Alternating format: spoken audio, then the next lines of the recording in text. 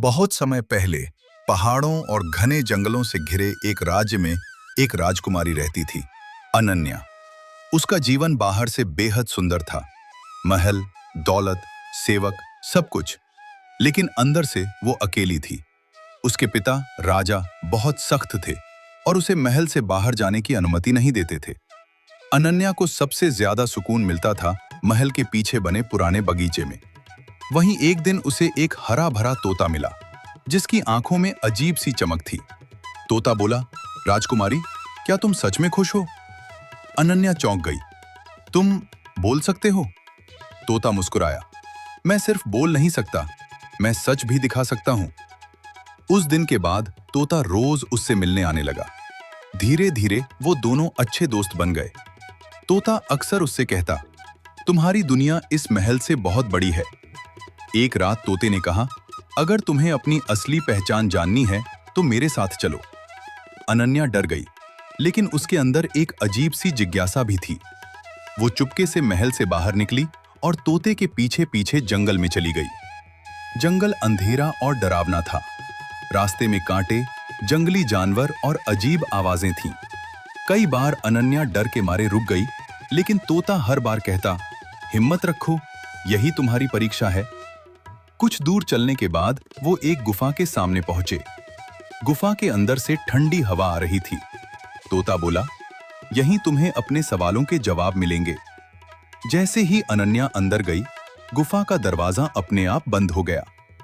अंदर पूरी तरह अंधेरा था। अचानक एक आवाज गूंजी, अगर सच जानना है तो अपने डर का सामना करो। अनन्या कांप रही थी, लेकिन उसने हिम्मत जुटाई और आगे बढ़ी। गुफा के अंदर उसे 3 कठिन परीक्षाएं मिली। पहली परीक्षा थी अकेलेपन की। उसे एक कमरे में बंद कर दिया गया जहां कोई आवाज नहीं थी। वहां उसे अपने ही विचारों से लड़ना पड़ा। उसे एहसास हुआ कि वो हमेशा दूसरों के सहारे जी रही थी। दूसरी परीक्षा थी भय की। उसके सामने उसके सबसे बड़े डर खड़े हो गए, अंधेरा, खो जाना और अपने पिता का गुस्सा। लेकिन इस बार उसने भागने के बजाय उनका सामना किया। तीसरी परीक्षा थी सच्चाई की। उसके सामने एक दर्पण आया, जिसमें उसने खुद को एक कमजोर, डरी हुई लड़की के रूप में देखा। अनन्या रो पड़ी, क्या मैं सच में इतनी कमजोर हूं? तभी तोते की आवाज आई, कमजोरी को पहचानना ही ताकत की शुरुआत है। अनन्या ने अपनी आंखें बंद की और खुद से कहा, मैं डरती हूं, लेकिन मैं हार नहीं मानूंगी। जैसे ही उसने ये कहा, गुफा रोशनी से भर गई। तभी सबसे बड़ा रहस्य सामने आया। तोता उसके सामने आया और अचानक एक युवक में बदल गया। अनन्या हैरान रह गई, तुम कौन हो?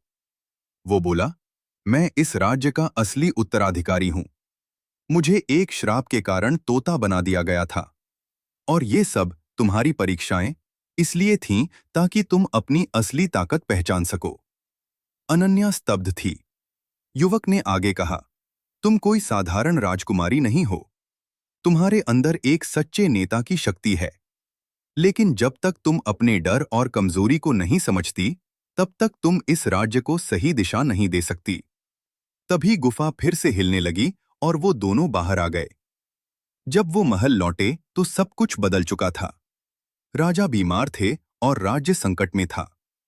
अनन्या ने पहली बार जिम्मेदारी संभाली। उसने अपने डर को पीछे छोड़कर निर्णय लेना शुरू किया। वो दिन रात काम करती, लोगों की समस्याएं सुनती और समाधान ढूंढती।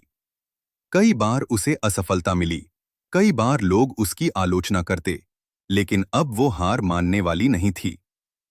वो तोता, अब युवक, हमेशा उसके साथ था, उसे सही रास्ता दिखाने के लिए। कई महीनों के संघर्ष के बाद राज्य फिर से खुशहाल हो गया। एक दिन अनन्या ने उस युवक से पूछा, क्या ये सब सच में श्राप था या कुछ और? युवक मुस्कुराया और बोला, यही इस कहानी का सबसे बड़ा रहस्य है। अनन्या ने उत्सुकता से पूछा, क्या? युवक बोला, ना कोई श्राप था, ना कोई जादू। मैं एक साधारण इंसान था जिसे तुम्हारे पिता ने तुम्हारी परीक्षा लेने के लिए भेजा था, क्योंकि वो जानते थे कि तुम में क्षमता है, लेकिन आत्मविश्वास की कमी है। अनन्या कुछ पल के लिए चुप रही, फिर मुस्कुरा दी। उसे समझ आ गया था, असली जादू किसी गुफा या श्राप में नहीं, बल्कि उसके अंदर था। कहानी की सीख। जीवन में सबसे बड़ा संघर्ष अपने डर और कमजोरी से होता है। जब हम उन्हें स्वीकार कर लेते हैं और उनका सामना करते हैं, तभी हम अपनी असली ताकत को पहचान पाते हैं।